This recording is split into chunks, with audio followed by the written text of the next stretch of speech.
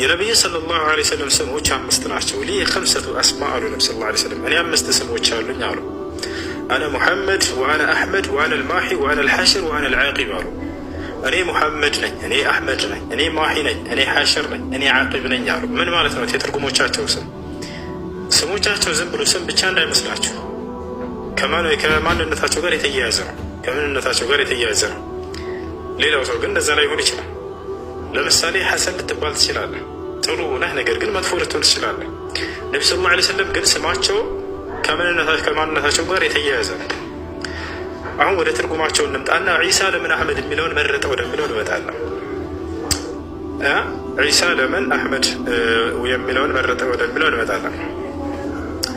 እኔ ሙሐመድ ነኝ ያሉ ነቢ ሰለላሁ ዐለይሂ ወሰለም። ሙሐመድ ማለት መስጉኑ ማለት ነው። መስጉኑ ማለት ነው።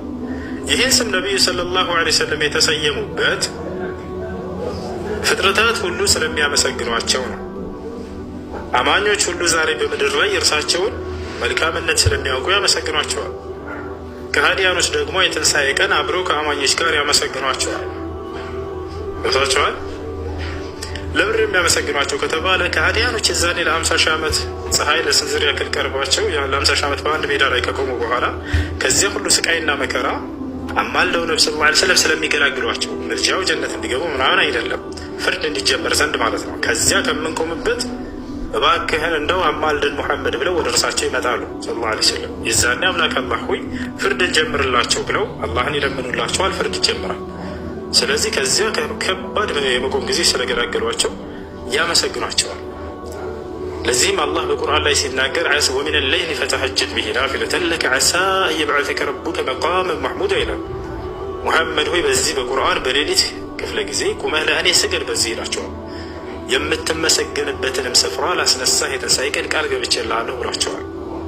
የዛኔ የሸፋዓቱል ዑዝማ አው ሸፋዓቱል ኩብራ ታላቁን ምልጃ በሚያደርጉ ጊዜ ነቢ ሰለላሁ ዐለይሂ ወሰለም አማኙም ከሃዲውም ቆሞ ያመሰግናቸዋል። ሙሐመድ የተባሉት ለዚህ ነው፣ ምስጉኑ ማለት ነው። ሊአነ አልኸላኢቅ ሰየሕመዱነሁ የውመል ቂያማ ሙእሚኔም ወይንሴም ካፊሬም ኢንሴም ወጅኔ ሰዎችም ጅኖችም አማኙም ከሃዲውም ቆሞ የዛኔ ያመሰግኗቸዋል። ስለዚህ ማን ተባሉ? ሙሐመድ የተባሉት ከዚህ አንጻር ነው። ሌላኛው መጠሪያቸው ምንድን ነው ከተባለ አሕመድ አሕመድ ማለት ነው ማለት ነው አመስጋኙ ማለት ነው። አመስጋኙ ለምን በዚህ ተጠሩ? አመስጋኙ ማለት ከማንም ፍጥረት በላይ አምላኩን ያመሰገነ ማለት ነው። ይዟቸዋል። አሕመድ ከማንም ፍጥረት በላይ አምላኩን ያመሰገነ አምላኩን የተገዛ ማለት ነው። ለዚህ ነው ዒሳ ዓለይሂ ሰላም አሕመድ የሚለውን የመረጠው። ሙሐመድ ከሚለውና አሕመድ ከሚለው የትኛው እንደሚበልጥ አሁን ላስረዳቸው። ሙሐመድ የሚለው መጠሪያቸው ፍጥረታት ሁሉ እርሳቸውን የሚያመሰግንባቸው የሆነ ስማቸው ሲሆን፣ አሕመድ የሚለው መጠሪያቸው ደግሞ ፈጣሪን ከማንም በላይ ያመሰግኑበት መጠሪያቸው ነው። ታዲያ ፍጥረታት ከሚያመሰግንባቸው ማንነትና ፈጣሪን አመስግናችሁ ከተጎናጸፋችሁት ስም የትኛው ይበልጣል? ልጆች አያችሁ አይደል? ዒሳ የትኛውን መረጠ? ፍጥረት ከሚያመሰግንባቸው ስማቸው ይልቅ ከሁሉም በላይ ፈጣሪን አመስግነው የተጎናጸፉትን ስማቸውን አሕመድ ይመጣል ከኔ በኋላ ላይ ከማናችንም በላይ አምላኩን የሚያመሰግነው ወደፊት ይመጣል ሙሐመድ እያላቸው ነው። ያሰላም ከማንም በላይ ፈጣሪውን ያመሰግነው ሙሐመድ ከእኔ በኋላ ይመጣል አለ። ያሰላም እስሙሁ አሕመድ። ሌሎችን ስማቸውን የጨረሳቸው ወአነ ልማሒ አሉ። እኔ ማሒ ነኝ አሉ። ወአነ ልማሒ እኔ ማሒ ነኝ ሊአነ አላህ የምሑ ብየ ልኸጣያ አሉ ወሽርክ። ማሒ ማለት አባሹ ማለት ነው። ምክንያቱም አላህ በእኔ ኃጢአትን ያብሳልና አሉ፣ ይደመስሳልና አሉ፣ ያጠፋልና አሉ። አያችሁ። ስለዚህ ህዝቡንም ከኃጢአቱ ያድናቸዋል። ይህ አዲስ ነገር አይደለም። ለነቢያት ለነቢ ሰለላሁ ዐለይሂ ወሰለም የተሰጠ መገለጫ ነው። ቅድም እንዳያችሁት ወዩዘኪሂም ብሏል። አብርሃም ምን አለ? ህዝቡንም ከኃጢአታቸው የሚያድናቸው የሆነ ነቢይ ላክ ብሎ ነቢ ሰለላሁ ዐለይሂ ወሰለም እንደላከ አላህ በቁርአን ላይ ይናገራል። ገብታችኋል? ወዩዘኪሂም ማለት ከኃጢአታቸውም ያጠራቸዋል ማለት ነው። ነቢ ሰለላሁ ዐለይሂ ወሰለም ማሒ ነኝ አሉ። ማሒ ማለት ኃጢአትን የሚደመስስና የሚያጠፋ ማለት ነው። አምላክ ነቢያቶችን የኃጢአት አጥፊ አድርጓቸዋል። በምድር ላይ እንዴት ነው የሚያጠፉት ከተባለ ስለ ጽድቅ በማስተማር የኃጢአትን ቆሻሻነት በማስተማር ለሰዎች ያንን ሲሰብኩ ጊዜ ሰው ኃጢአትን ሲርቅና ጽድቅ ሲያደርግ የዛኔ ያንን ክህደትና ኃጢአትን ከሰው አጠፉ፣ ደመሰሱ ማለት ነው። የሚምረው ግን አምላክ ነው። ልብ በሉ። እነሱ ይምራሉ እያልን አይደለም። ያንን ኃጢአት ግን እንዲጠፋ ያደርጉታል። በምድር የሰይጣንን አምልኮ እንዲጠፋ ያደርጉታል። እርሱን ተዋግተው ኃጢአትን ተዋግተው አልማሂ ያሉት ከዚህ አንጻር ነው። ቀጥለው ምን አሉ? አነል ሐሽር አሉ። እኔ አስነሽው ነኝ አሉ፣ ቀስቃሽው ነኝ ማለት ነው። ሊአነ ናስ ዩሕሸሩነ ሚን ተሕቲ ቀደሚ የውም ልቅያማ አሉ። ራሳቸው ሲያብራሩት ይህን ሲወስማቸውን፣ ምክንያቱም የትንሣኤ ቀን ሰዎች ከእኔ እግር ስር የሚቀሰቀሱ አሉ። አያቸው።